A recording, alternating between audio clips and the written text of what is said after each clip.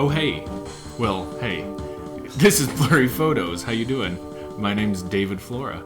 And I'm David Stecco!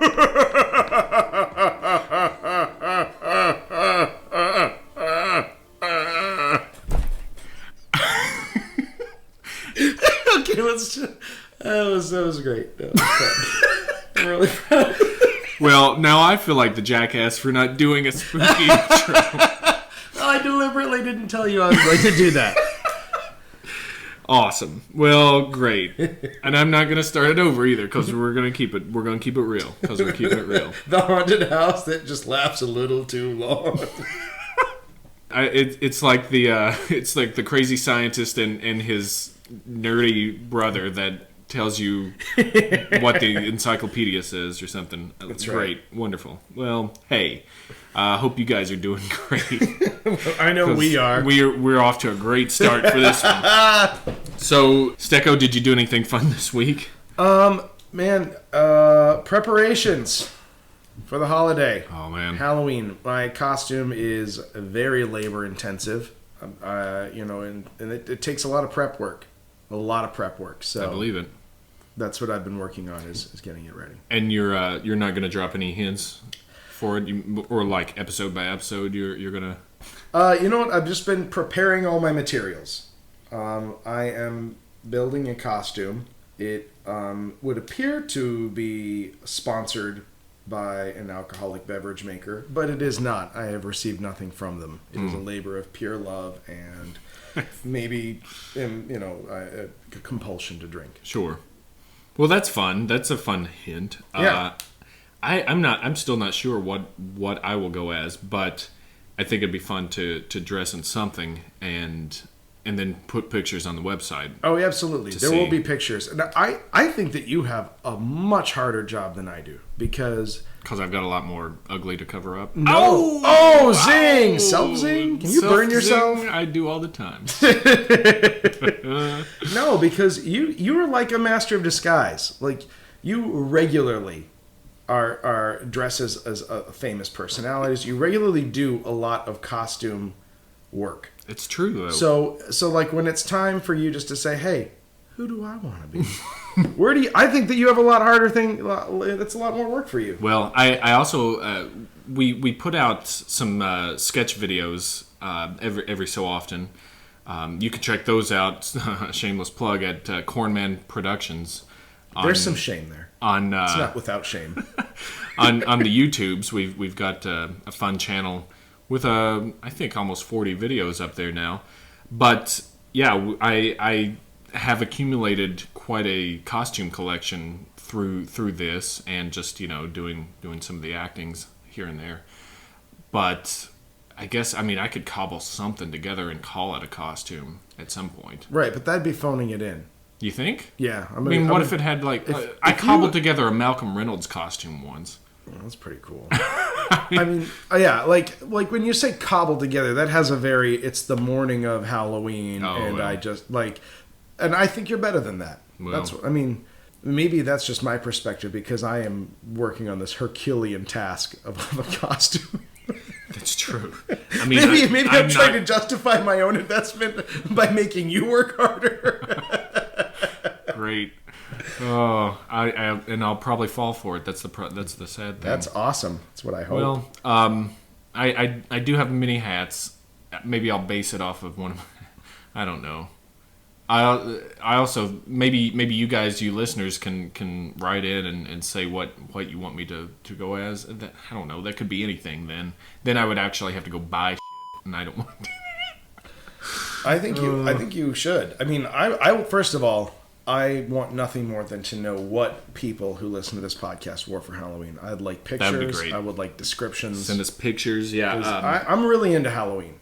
But not like I don't decorate my home or anything, but I give it its due time and process and I carefully construct a costume, or I try to rarely do it, but I have occasionally just thrown my hands up and says, I'm just staying home. Yeah. The thing is, Halloween, I think, has to be probably my favorite holiday just because of the silliness and the people get to dress up, and a lot of people seem like they just they act like how they think they shouldn't. You know what I mean? Which a lot of times is just having fun and letting loose. There's a real monkey's paw of that, though. There is. It is tough to go out into the city on Halloween and feel safe. Monkey's paw. But this, if you haven't guessed yet, which I don't know why you would, but this being now October, the weather's getting great. Just so great. So wonderful out. Thank goodness that summer is over. Just bury it in the backyard and never look in that area again.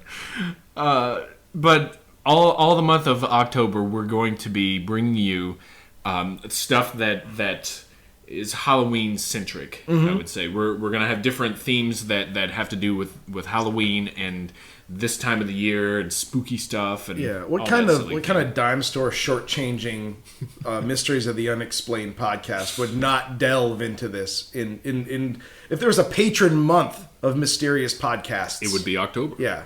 So, Blurry Photos, we are in the topmost echelon of Sud podcasts because, as a matter of fact, other people look to us, and that's a mantle we wear proudly. Who looks to us? Because I want to. Oh, there's Ernie and Trayvon's Things We Don't Understand. There is also, those guys operate out of Georgia. They're really nice guys. A lot of stuff confuses them. One of them was just about programming a VCR. I don't know how they got a VCR. Like that's a mystery that's just done. Please don't go looking for Ernie and Trayvon's podcast because it doesn't exist. Okay. Don't ask me to make a podcast and I won't do it. All right, I opened the door for that one. I'm sorry. We'll put Hope back in the box and give it back to Pandora there. No, now. Because I can pimp you into making sound effects. You just pimp me into making a whole podcast, doing both voices for it. The thing is, one of them will waste the listener's time more than the other. And we're not telling you which. So this month, our Halloween month of podcasts, I've been trying to think of a name for it, some kind of kitschy little marketing ploy name, but I think spooktacular's too stupid and overused, and I can't think of a good pun for it. Can you think of anything that's October podcast? No, I can't. At this time last year, I hurt my knee running and had to go to physical therapy like 3 times a week for the entire month. And so last year I called it Doctober, which was really great. That would have worked. Right, but that does not apply to this whatsoever. At all. So Podtober? That's kind of lame though, right? Talktober? That's even lamer. Well, we're off to a great start. Please send us a suggestion so we can maybe by the end of this recording we'll have something better. That'd be great. It's on the back burner. You know what? Now. If the sentence doesn't make sense, keep reading. Right. That's the advice I've lived by. Right. The book will explain it later. As it always does. So we're gonna start off Blanktober with telling you the history of Halloween. Because Halloween, you may think you know, but you have no idea. You dumb, arrogant bastards. You have no idea. Or you may have known all along, and because you're diligent in your research. So, what we know about Halloween now, right? This is a good foundation. It's a holiday that's observed on October 31st. We got people, kids and adults, that dress in costumes. Kids go trick-or-treating, going to door to ask for candy, basically. We got one of the iconic things with Halloween, pumpkins filled with candles. Not filled with candles. Pumpkins that have... Why is pumpkin my bane? Yeah, this podcast? This is the one time when we really should be discussing them, and you're kind of screwing it up.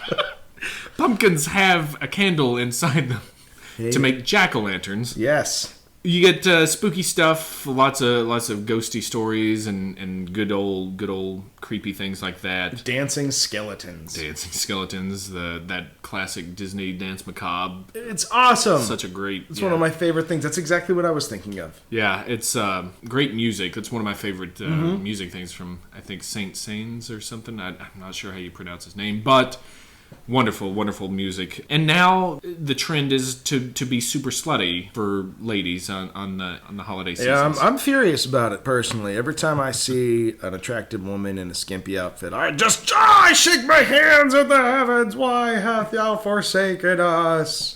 Forsaken pants. I will say I do personally, whilst enjoying the view, tisk.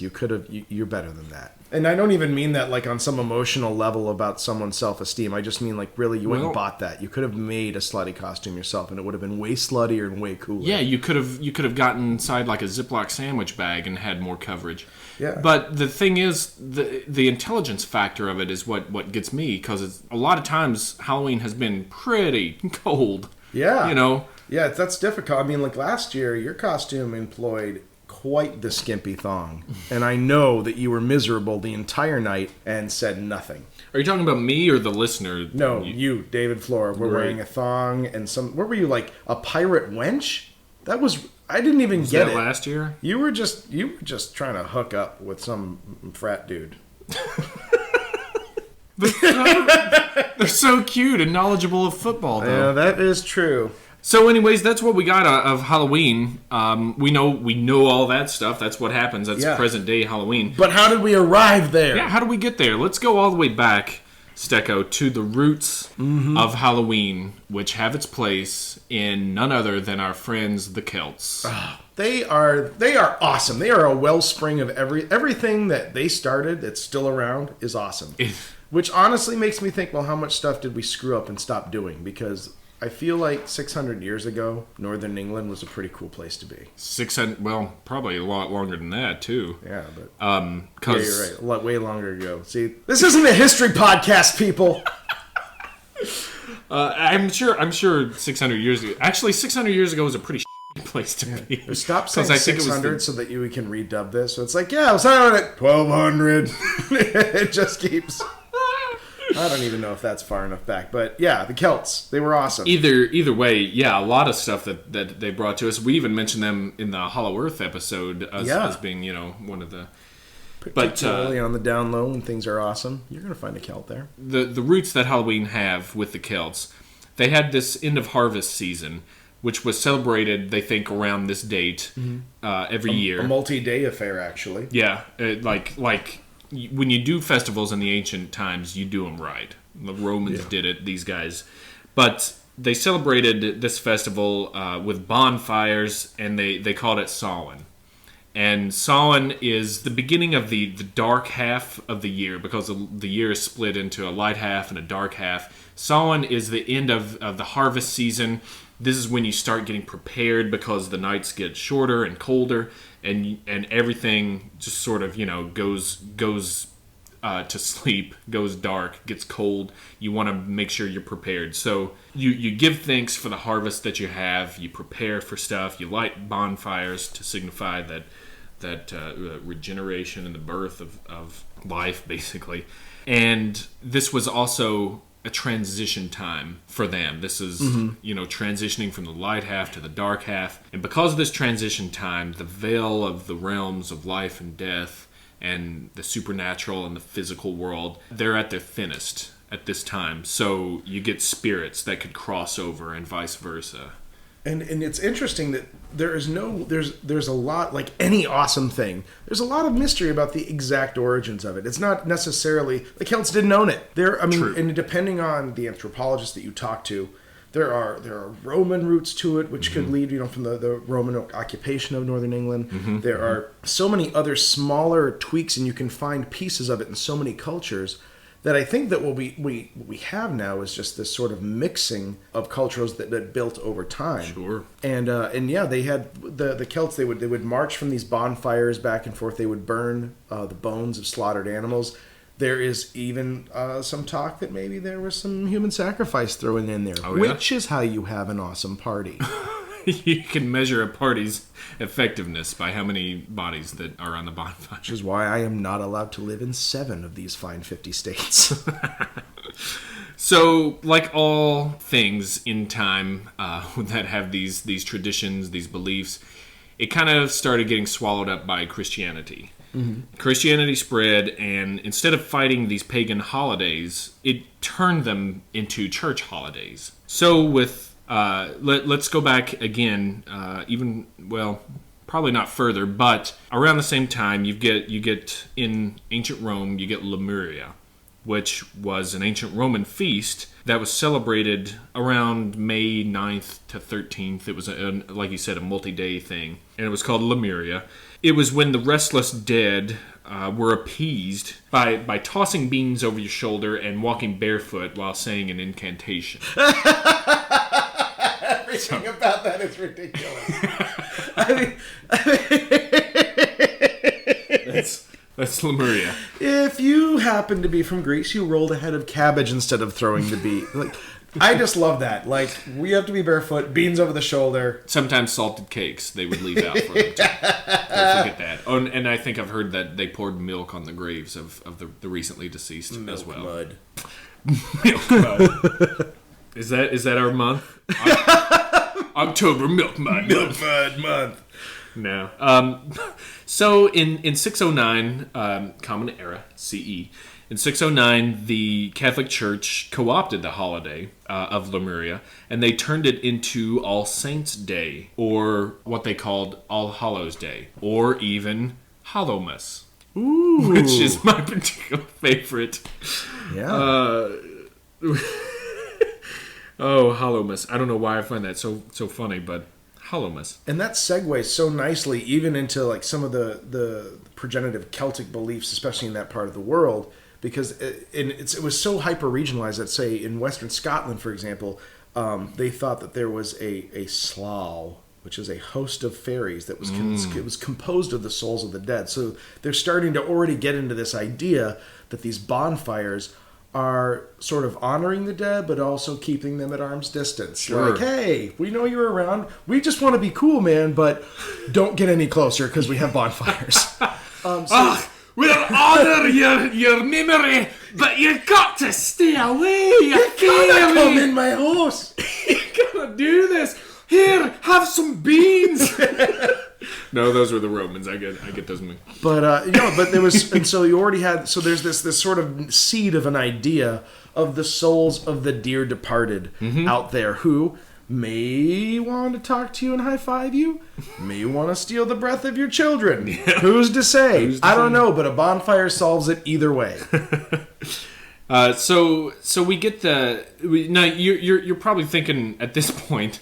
Well, I'm not going to say what you're thinking at this point, but you're picturing us naked. And you're right. You are right. You may think, well, you just said it was May 9th through the 13th. That's not October. That's not Rocktober or even Doctober. This is May. It could be Talktober. Why? It was the worst. It was so bad. So here's the deal. Pope Gregory III. I almost said Poop Gregory. That would have been great. Pope Gregory III moved it to November 1st because he wanted to help kill off the pagan Samhain, right? Since November 1st was now All Hallows Day, or All Souls Day, or Hallowmas, Samhain being on October 31st became All Hallows Eve. Now, you get All Hallows Eve, you don't want to say all those syllables. Oh my gosh. Yeah, that was a ton of work. I'm exhausted already. 4 syllables is too much, so you start calling it Hallows Eve, Hallows Evening, Halloween. I think that's probably when drinking became incorporated, is when it got slurred out into just one word. You want to go out and do something for Halloween? Hey, lucky day, I got a letter from the Pope. Guess what? Nah, it's All Hallows Eve. It's Halloween. Tonight is Yeah, moral of the story is never, ever give us even a pretense of an excuse to do a Scottish accent. True story. Kind of our favorite. True story. So November 1st became All Hallows Day. November 2nd, because All Hallows Day, also All Saints Day. This is to celebrate the martyrs and the saints of Christianity and Catholicism. They wanted a day where just the regular folk could honor their dead. So what did they do? They make November 2nd All Souls Day. That's just for the hard-working, blue-collar Christian... The working man's Day of the Dead. And that's where the regular folk could honor their dead. So you get All Hallows Eve, you get All Hallows Day, and then you get All Souls Day in there. All Hallows Day and All Souls Day are meant to take away from that Samhain that's on October 31st, but you just can't keep the man down when the man is an awesome bonfire party to celebrate the harvest. You'll never bury a bonfire party. You can't do that. So Samhain just kept its roots intact, and the party just kept going all throughout the ages. They stopped calling it Samhain, and like we said, started calling it Halloween. We don't care what you call it. Yeah, we're still gonna light things on fire. So Souls Day, I'll talk a little of this. All Souls Day was when prayers were offered to souls that were trapped in purgatory. Yeah. And basically, this is the I don't know, man. This is my favorite part of the whole thing. So, based on the number of prayers that you get, determines if you get out of purgatory then, or you still have to suffer for a little while or not. Yeah. So it's basically a dead popularity contest. Yeah, you're voting. You're voting for the dead. And the more prayers you get from more people, the better chance you have of getting out of purgatory. So the poor and children, the children of the day, would go around in England and they would go souling, which basically is going door to door, asking for an exchange. They wanted small cakes, or little sweet things, in exchange for their prayers for the dead of that house. The children selling their votes. Exactly. And it worked. Yeah. And now there was actually an additional angle to this. A reason why, because, when was the last time you said, oh, if only I had more prayers of children to solve this problem? There is a very real pressure because keep in mind, these souls have not yet gone to heaven. Right. And they are given time, whilst in purgatory, or in one calendar year, to still seek vengeance on the living who had wronged them. That's the part of the spooky part. Part of the spooky stuff that starts creeping into what Halloween's about. With some of this belief that stemmed from Samhain, where the veil of the living and the dead was at its thinnest, then you still get these freshly deceased souls, within the last year. They are wandering the earth, and since this is their chance, they can enact some vengeance upon their enemies. Yeah! At the time. Every good holiday has vengeance in it. That's our first bumper sticker. Let's think of another holiday that has vengeance in it. The Feast of Alvis. Who's Alvis? Go ahead and Google it, people. That's a real one. If you're a fan of C-Lab 2021. Oh, okay. So this belief that the recently deceased wandered there. I always think of the recently diseased from Beetlejuice. Yeah. I love that part. They wanted the earth, and because they had this chance to avenge their deaths, the Christians of the time then started wearing masks and costumes in order to disguise themselves so they wouldn't get offed by the person that they helped off. Right. So they do someone wrong. They do a dirty deed, probably dirt cheap if they were in Australia. A person dies. Now that person has a year to get vengeance upon them. But when the ghost comes back to their address and says, oh my gosh, it's only a witch, a goblin, part of a toilet paper mummy that live here, the people that I was here to mess with are long since gone. They would never look like this. It's time to move on to the light. The plan is flawless. Oh, man. That's great. Not to mention they have this nonstop assault of children's prayers pushing them back into the void. I'm not ready. It's like a holy fire hose pushing them back.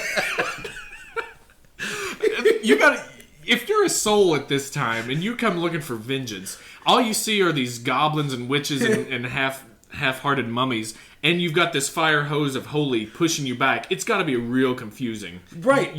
All you can think of is, thank God I just died, because clearly this place just went to shit. I got out just in time. What happened to me? I died 2 months ago, and the whole place goes to hell. But also, is this soul not thinking, well, wait a minute. Didn't I just 2 years ago dress as a werewolf to keep that other guy I killed from killing me? Oh, man. You've just debunked your own theory. Oh, no. Sorry, Catholic Church. So this goes on for a little while at this point. This is all taking shape, and we're not talking like, oh man, summer of '65 to the summer of '66. This is like years, hundreds of years. 600 years ago, at least. I'm so sorry, I'm an idiot. So Halloween then starts. It starts losing some steam around 1605 because... Everyone died? Nope. Oh. You've got... that's not until 1666 with the fire. You've got Guy Fawkes coming along. Oh, yeah. Remember. Yep. On the 5th of November, Guy Fawkes was... well, he's branded a terrorist, but he tries to blow up the House of Lords. The first Redditor. He tries to blow up the House of Lords in this gunpowder plot, and he's stopped. Mm-hmm. He doesn't work out. It doesn't work out. He's hanged. He's drawn and quartered. He's put in a fire, and from then on, they started basically mocking his memory by dressing it up in Guy Fawkes gear. Yeah. They light bonfires. They just have some revelrous times on the 5th of November every year. Now this is... And they never called it Mock Fox Day, which shocks me. I'm shocked they didn't mock Fox. Oh my gosh. Mock Foxtober. Mockstober! Mockstober. That's close. That's a runner-up. But since it's right next to the Halloween at this time, it starts getting away from the Halloween celebration, starts becoming more of the Guy Fawkes Day in Britain. And everywhere except our friends in Scotland kind of stopped celebrating Halloween from 1605 onward. Basically. Which is lame. It's just like, oh, a new girl just moved into town. I don't remember who I used to party with at this time of year. I'm with you, Mock Fox Day. That's irritating. It's funny though. This time of year, you've got Halloween, you've got All Saints, and then All Souls, and then Guy Fawkes Day. I mean, it's party time in England. It's exhausting. Yeah. So we're still in England at this point, and you're probably wondering to yourselves, "What about America?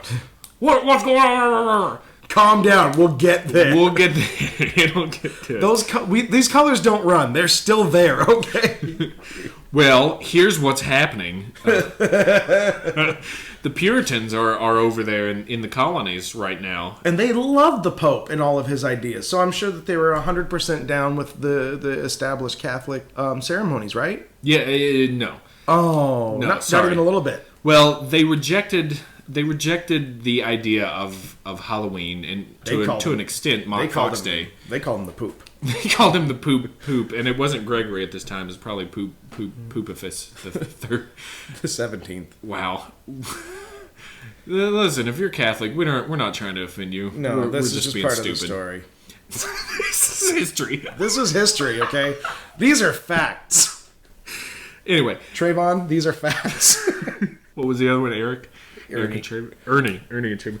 The Puritans, because this was kind of supernatural in nature, they didn't want anything to do with it. I mean, yep. you don't get the name Puritan for nothing. Right. And this is already, I mean, it starts with the Protestant Reformation, of the stripping away of a lot of what they considered to be unnecessary things. And you know, as anyone knows, the Puritans, things like even ideas, concepts like purgatory, they go out the window instantly. They think these are just constructs of a pope who is the Antichrist or whatever their belief was, but they certainly didn't like the Pope. And so there was this huge effort to strip all of these ceremonies out that they thought were just constructs of the Catholic Church. So they wanted no part of it. So nobody's rocking in the free world. Nope. The funny thing is, though, they do get... I mean, there are some people who will still celebrate Mock Fox Day. I really hope this catches on, too. Oh, man. It's going to be so great. And we might do a podcast on Guy Fawkes to reveal him to be, like, a hero. And we'll have, for the Mock Fox podcast, we'll have mohawks. Mock Fox Mohawks. That's not going to happen. That was a lie I told. But we're not going to wear Crocs. Oh, well, we aren't anyway, because God help us, we'd like to attract women. So you get a few revelers participating in some Guy Fawkes celebrations, but not that many. What you do start getting, though, around that time, you get some ghost stories start popping up, because you're sitting around, you want some good entertainment. And what better way than to scare the holy bejesus out of you by, telling stories of the dead coming back to life and either seeking revenge or going around and... Isolated communities, people are dying from disease and malnutrition left and right. There's a lot of dark material, plus it's the new world. Yeah. For all we know for all they knew, there were horrifying things out in the woods. True. And to be honest, they kind of believed in a lot of that stuff before they came over.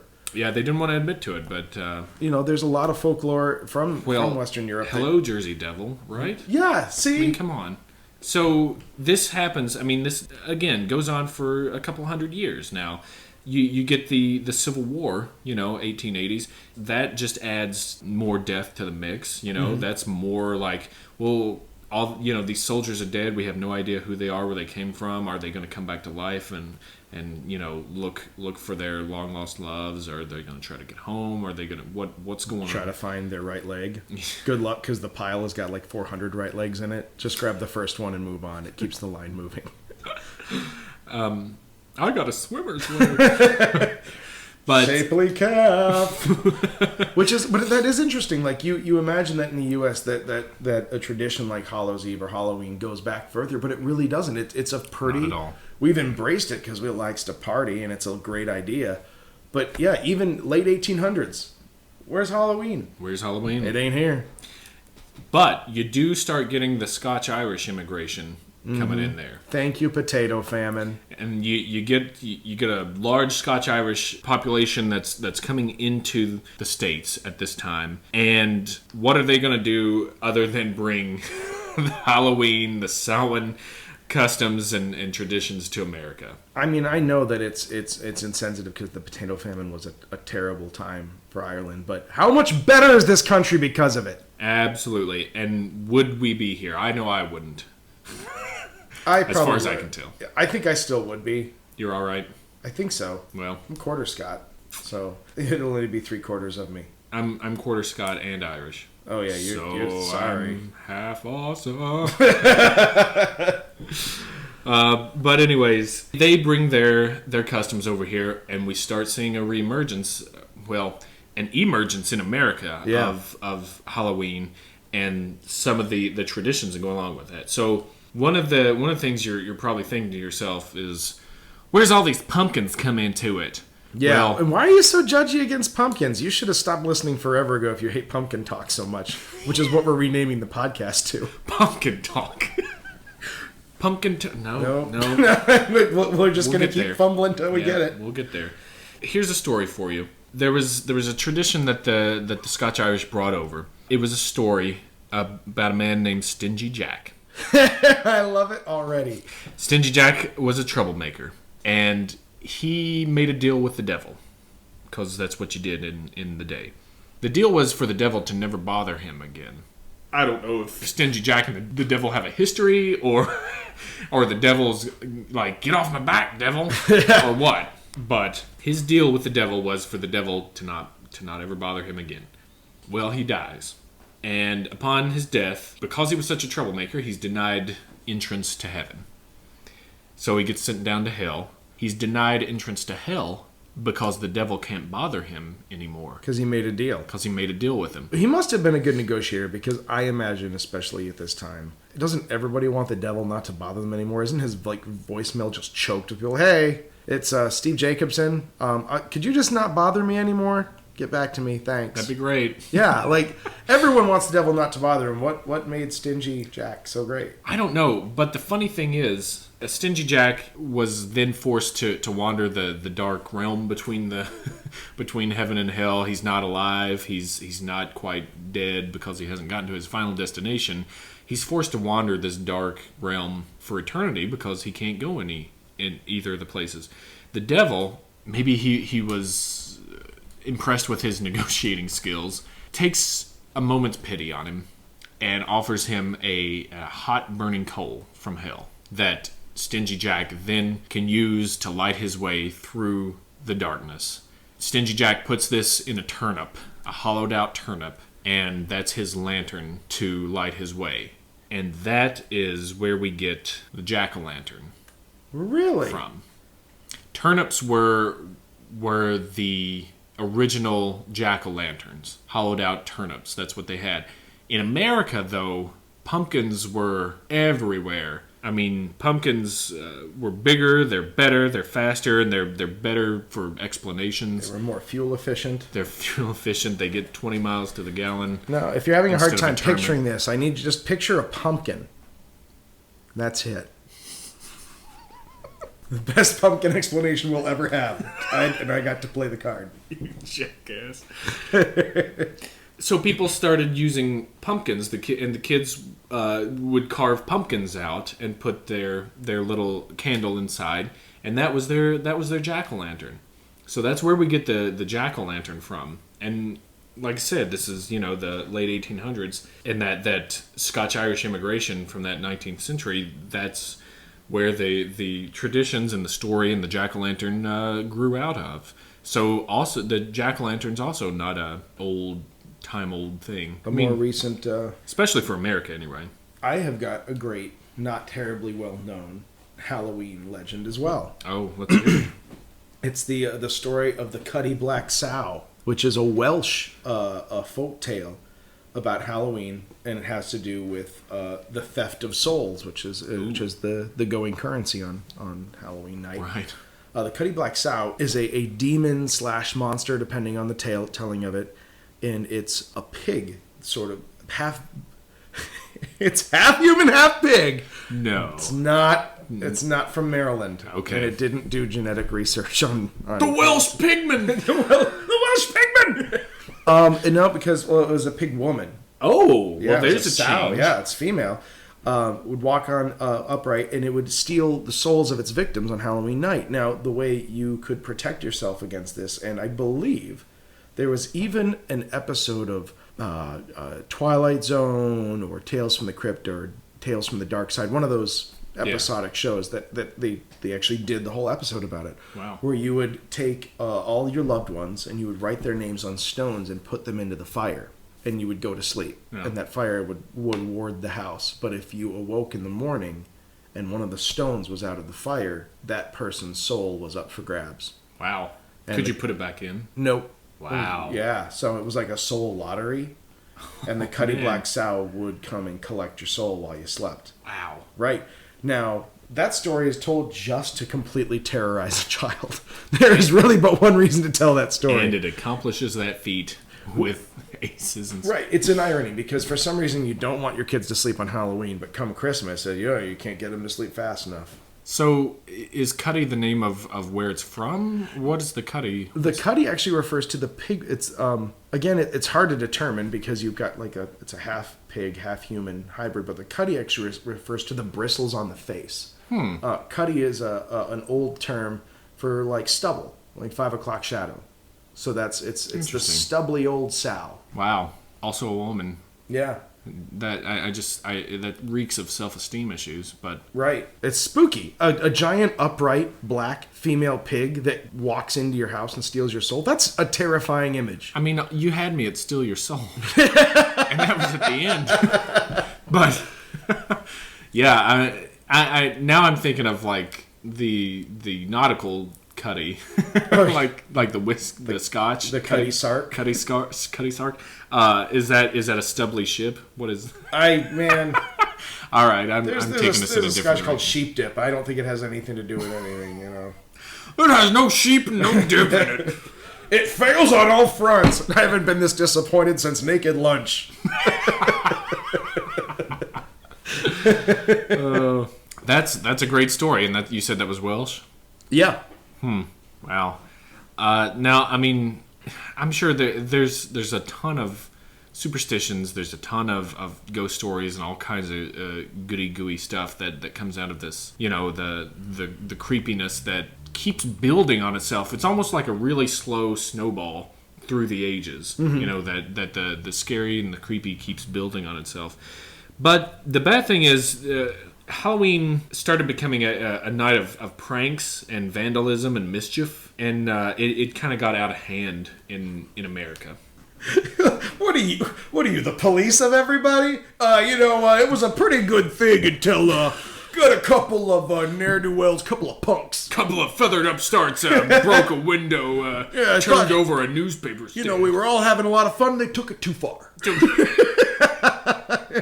You're going to be the best curmudgeon ever. You damn kids. Yeah. Stop playing pranks and get off my lawn. So this was in the 1930s. We're already in the old 20th century now. The March of Progress. We get we get these kids that just start thinking Halloween is an excuse to go out and bust some windows, disassemble some wagons and reassemble them on roofs, and drive Model Ts up on haystacks and stuff. I mean, real dangerous stuff. I am against nothing that you have just listed. Bleeding heart, Libby. So people start thinking, well, what can we have these kids do instead of, doing these vandalism acts and playing pranks? You start getting the idea of Halloween being a time to go to parties and play games, and do these silly little things that'll get you off the street and get you in here, where we can see you and make sure you're not misbehaving. So this is like gang outreach centers. Like tonight we're keeping kids off the streets by letting them bob for apples. Not just centers, but whole towns that want to do this. And yes, bobbing for apples is one of them. A country under siege by its rebellious youth. Man, I would have caused some trouble tonight. I'm going to go turn a sign around the wrong way. But Elijah, haven't you heard? They's going to have pumpkin pie down at the rec center. Everyone was forget my freewheeling ways. Grab a hymnal. There's a hayride out in the country. But they also this is the advent of getting some masks and some paper costumes for these kids at this time, because they're like, oh, you want to go to parties, you want to dress up a little bit, have some fun. Why not go as a witch? Why not go as a goblin? We're pretty sure you kids are going to burn something down, so let's give you a fairly healthy dose of anonymity. And also with the burning, the early costumes were made of paper and were very flammable. So you got some happy. There's only news. So many decisions you can sweep under the rug of. It was a different time. Paper costumes being one. Yeah. Yeah. So maybe that was their slant on it. Maybe it was like, well, if these kids try to burn down my barn, they're gonna burn themselves. Here's a paper suit, Georgie. But this is this is where you start getting those the march of capitalism coming in. Sears gets involved. They start making better costumes, not out of paper, and out of fire retardant asbestos. Your children will be safe. Try this lead mask with Flavor Plate. Flavor Plate is paint chips. So you start getting a whole industry of costumes and things that are marketed specifically towards keeping kids off of the street, getting them to run around and have fun in costumes, things like that. They started having parades. Parades is a good way to keep an eye on everybody in the town, Well, who wasn't at the parade? He wasn't. Get him! Ernie and Trayvon were here. But they had parades in the town as far back as like 1905. I think they started having parades. Anoka, Minnesota still has their parade. They started, I think, 1920, and they bill themselves as the Halloween capital of the world now because they still have a parade on Halloween. I want to go to the Halloween capital of the world so badly. I didn't know that they'd established one. Anoka, Minnesota. That'd be a fun podcast. That makes sense because Minnesota's a great state. They do great things there. They had Jesse Ventura for a while. That's true. They are willing to keep an open mind about a lot of stuff. I like it. They're not afraid to get weird with it. You're probably also now wondering at this point, well, we got the jack-o'-lanterns covered, but what about trick-or-treat? Where's trick-or-treat? Why do they get candy in there? All right, we're getting there, Jesus. And this is it. Just fast forward. Easy. Just go easy for a second. So, trick-or-treat. We're mad at imaginary people. People wanted to stop kids from vandalizing in a number of ways, one of which they decided, well, maybe if we just make some treats or candy for them and literally say, don't prank us, don't put soap on our windows, here, have a candied apple. I love this so much because it makes it sound like there was a time in this country where, like, everyone's laughter is a little forced towards the end of October. Everyone's real scared at kids. There's a lot of that looking you in the eye and pounding one fist into the other. Secret basement meetings are determining, like, how can we keep ourselves safe from our own children? There's so much work that goes into keeping kids from burning everything around them. We'll do anything. You like candy? You like candy? It's candy. Show up at my house and don't kill me. But that's what they did, and it worked. That's the thing. It was bribes for the rowdy kids, and the candy industry thrived on this. They picked this idea up, and they started making candy especially for Halloween, and it just went nuts and grew into a multi-million-dollar industry just for this, for Halloween, for bribing kids. That is so fascinating to me. And the other thing that I think is really interesting is how the evolution of it, it comes full circle back on itself. So you have this version of souling. You have kids going door to door. You have the costumes again. People aren't trying to hide from the vengeful dead. They're trying to hide from the vengeful living now. Yeah, so they won't know who's toilet papering their... Right. It's interesting that all of those parts kind of left, and then they were reintroduced for an entirely other set of reasons later. Yeah. I mean, that's kind of an interesting cycle to it. That's true. That's very true. And this, like I said, this is all coming about sort of in the 30s. You might think trick or treat is, as old as Halloween and Samhain itself. But no, this is literally, it was coined in the 30s, in the late 30s, I think, where it's like, you either give me a treat or I'm going to play a prank on you. But you know what? It just literally popped into my head. Think about this. So it's 1930, and late 20s, early 30s, you have this population of hell-bent, destruction-minded, just murdertrons. Just I don't know what they fed kids at this time, but every child in the U.S. was a liability. A time bomb. Non-genetically modified food. Right. So there you go. Yeah, you're welcome. So yeah, and every fall these kids just wig out and burn and destroy everything around them to the point that society has to mold itself around this. These kids, we sent them all to Europe. To do what? Kick the out of everything! This really was the greatest generation because somehow somebody knew we were going to need the most wantonly destructive generation ever created. That's a great point.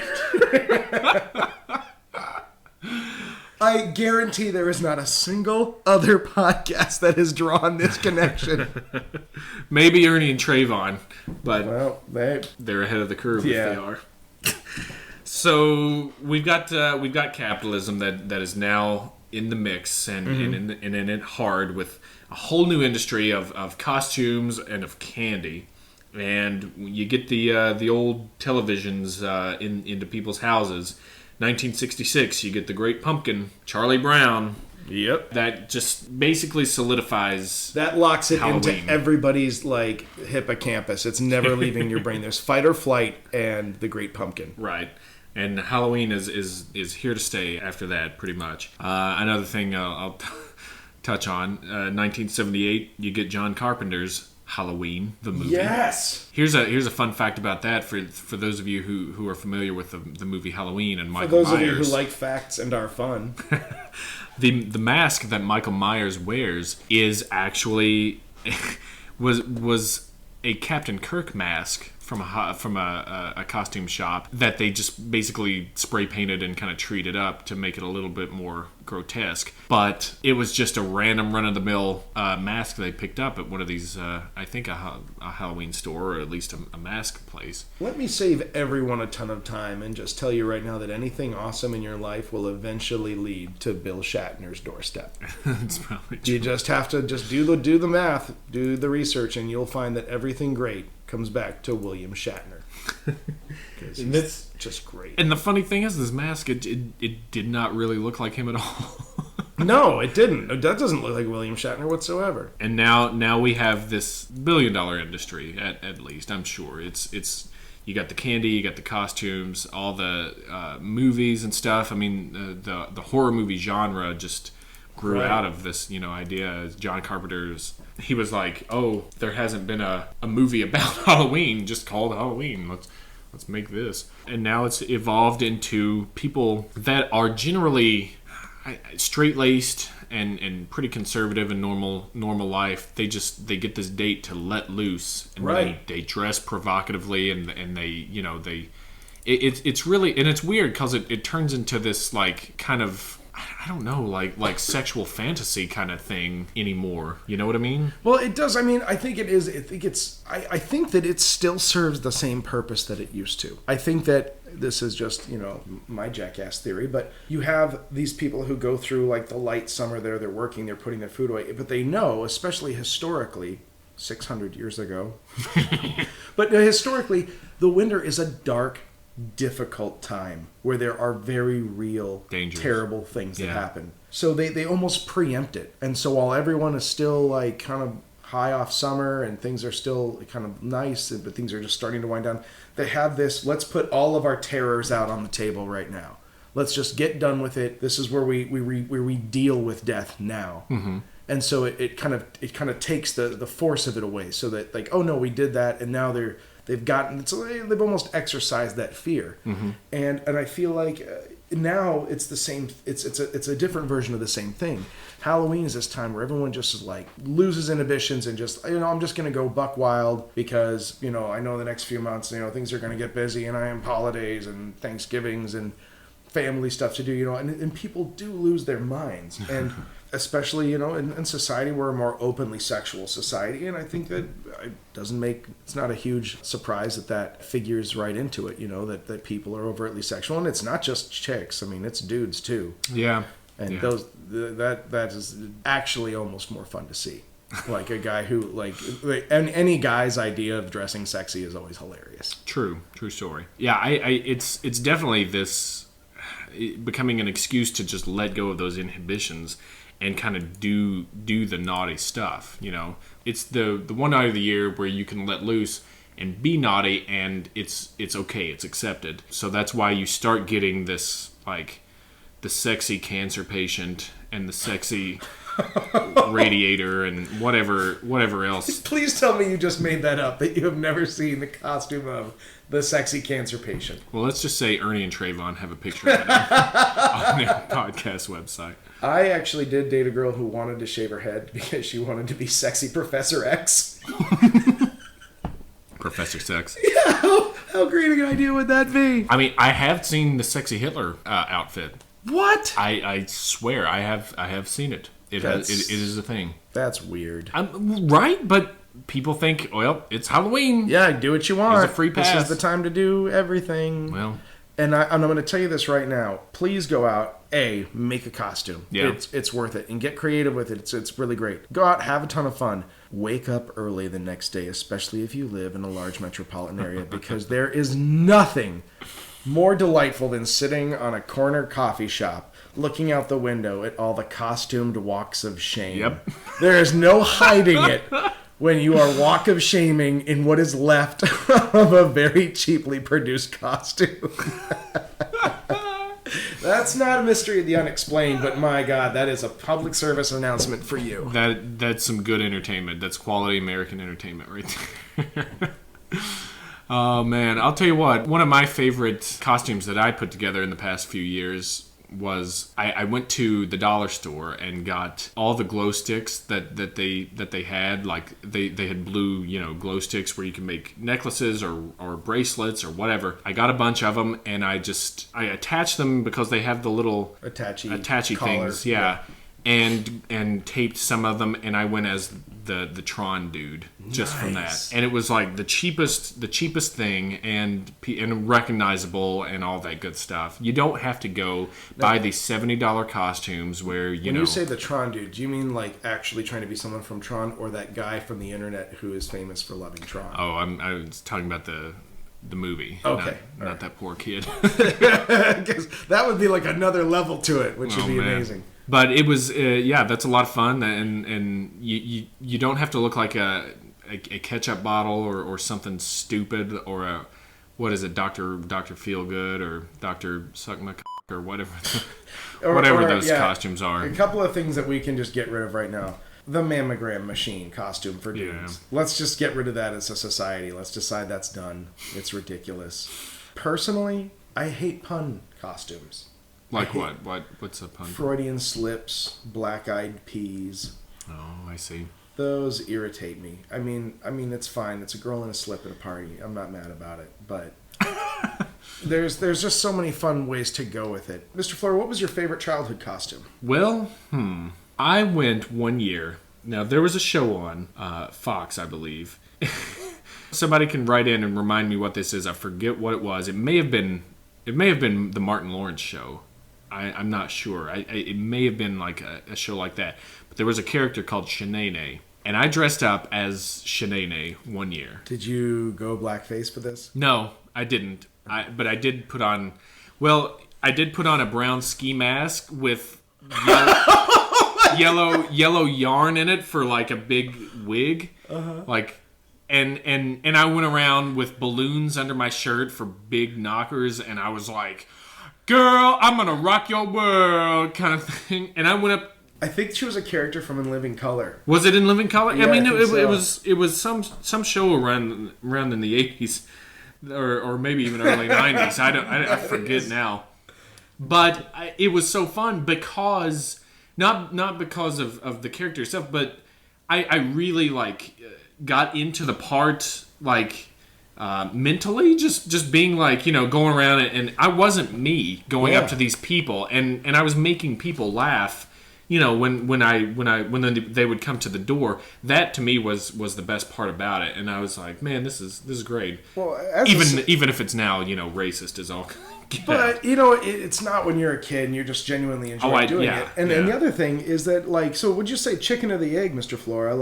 Was that the thing that set you on the path of comedy and performance? No. Or did you already have that in you and this was just another thing that... I didn't know that I had it in me at that point. At that point, everyone else did, though, just so you know. Okay. Once your mom was inflating the balloons for you to put in your shirt, she was like, I hope he ends up singing on stage someday. He should perform. Maybe that could be it, but no, it was me doing bits from Ace Ventura that later that set me on the path to acting. Anyway, what about you? What was your favorite? My favorite costume that I remember, I used to love always doing my own makeup. I've always loved making my own costumes. And I loved Thriller. And in my house we had a VHS that was Thriller, but then also had the making of Thriller. And I used to watch that over and over. And I meticulously followed their instructions. And I wanted to be one of the Thriller zombies. So I took one of my dad's old shirts and I cut it up and I buried it in the backyard. Wow. For a month. I really planned ahead, and I brought it back out, and it was all messed up looking, and I was like, yeah, and I gave myself, ghoulish green features, and I was so meticulous about it. And I remember, the third house that I trick-or-treated at, they were like, oh, are you the Incredible Hulk? And I was like, no, you idiot! And I just walked away and went to the next house.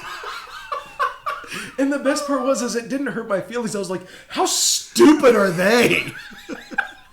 I was so indignant about it. Oh, that is great. I will say, You don't get it, man. I don't want your candy. yeah, as an adult, I went as Mr. Freeze one year. I shaved my head and built the same blue glow sticks for like the piping and everything. Yep. I was Mr. Freeze one year. I was recently a Muppet trapper. I created an entire mythology. Wow. Because that's where fleece comes from. That there are people out there hunting and trapping Muppets and skinning them. Wow. So I made like buckskin, but with like pieces of Kermit, and I had a hollowed out Elmo head hat. I believe those people are called tea partiers now. Yeah, exactly. But yeah, no, I was like a modern day trapper, and it was pretty great. And yeah, I had to explain it to everybody, so it wasn't that great. Yeah. Any joke you have to explain that much didn't work as well as you thought it would. It's true. But for the one or two people that get it, you feel good about that. Right. I was very pleased with my work. Anyway, how about some puns? Oh, puns! Now, yeah, we've got some good puns. David, as usual, why don't you lead off the charge? I'll do it. How about going to a Halloween-themed discount store called I Saw an Awesome Deal? I saw an awesome deal. You know, that's going to work really well with the Scottish people who didn't want to say Hallows Eve. All right, I've got one. All Hallow Eve's gutter cleaning service. A popular choice. Such a good one. Such a good one. My second one, how about a Halloween-themed camping store called Pack-A-Lantern? Oh, I like that one. That's the winner. I haven't even done my last one, but you win. All right, I've got one called Samhain Log Sleeping Pills. Yes! You can sleep through anything. Yes! Oh, I was trying to think of something else. Samhain Logs. Oh, man. Great. So you got to send us a pun for this. Yeah. I mean, make it as mainstream a pun as you want. We don't care. Right. There are plenty of puns. You've got all of Halloween to draw from. We took out some pretty left of field ones, I think. Yeah. Instead of going. You got a big work surface. Yeah. To cover. You're going to be just fine. But yeah, we look forward to hearing those, and yeah, we also look forward to Blanktober because oh man, Blanktober is my favorite Tober. We're gonna have all kinds of good stuff coming up and leading to Halloween, where we might just sit and tell some ghost stories. Yeah. To you guys, who knows? Exactly, but we crossed the Cuddy Black Sow off the list. Cut Stingy Jack. I'm gonna investigate this because I know that everyone else wants to know why he was stingy. We just overlooked the fact that he has a name Stingy Jack. That's true. And it never became clear how the devil had befouled him or how he had. There's a lot of unanswered questions. You got a good point there. I'm sorry I didn't explain that. That wasn't in what I read. Who knows? It could be the same entity as Spring-Heeled Jack, which was terrorizing England in the late 1800s. Well, Bosch, now we have podcasts begetting podcasts now. We have hit a stride. So I would definitely do a podcast on the old Spring-Heeled Jack. That's a fun one. But yeah, send us your puns. Stay tuned for some fun Halloween themed episodes this month. And if you have any suggestions, obviously of any podcast that you want to hear, or any subjects or anything, please send us those. Go to our website at blurryphotos.org and fill out that handy dandy form. Yeah, that I hope is working on there, and check out any stuff. Leave us some comments. We just want some feedback at this point. We just want someone to talk to us. We want to know that we're not alone. And if you got the Twitters, you can follow us at blurry_photos. That's a good one. Yeah, that's the best one for all the Twitters to follow us. Honestly, I would even say it's the only one that'll work. That's right. If you follow any tweets, follow this one. Yeah. I guess that'll do it for this, and welcome to Blanktober, because this is going to be a fun old month. Please, if you have a better name than Blanktober, that's what we need the most. we definitely could use that. Otherwise, Blanktober is going to stick, and then we'll have to make a shirt. Yep. That's just going to be another pain in the ass we don't need. Yeah, exactly. Oh, great. Now I got to make a shirt with that. So for Blurry Photos, I have been David Flora. And I remain the eternally tormented soul of David Stacko. I had the chance. Yeah. That's the sad part. I That's had right. the chance. You did twice. First, well. second time, shame on you. Bye!